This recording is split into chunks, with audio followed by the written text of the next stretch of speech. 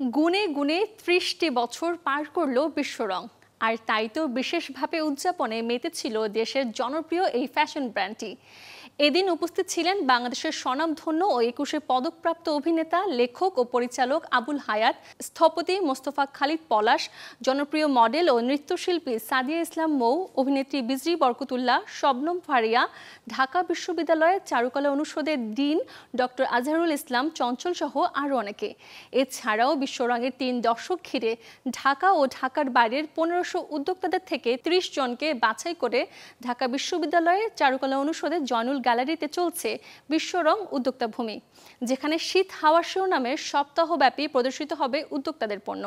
বিশ্বরং উদ্যোক্তা ভূমি আয়োজনের পর্দা নামবে ২৪ ডিসেম্বর। মনে হয় সেদিনকার ঘটনা আসলে, কিন্তু কিভাবে যেন ১০ বছর, ২০ বছর, ৩০ বছর, ৩টা দশক পার হয়ে গেল।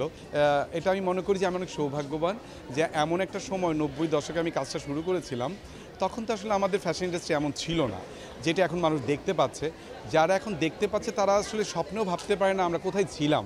তো ওই বিষয়টা আমার পছন্দ হয়, এবং তখনকার ওই দেশীয় পোশাক শিল্পের জন্য যুদ্ধ করাটা, সেই সাথে যারা করেছেন তাদের সাথে আমি একজন যোদ্ধা, এবং আমরা সেই সময় যুদ্ধ করেছি বলে হয়তো বাংলাদেশ ফ্যাশন ইন্ডাস্ট্রি এখন এত আধুনিক।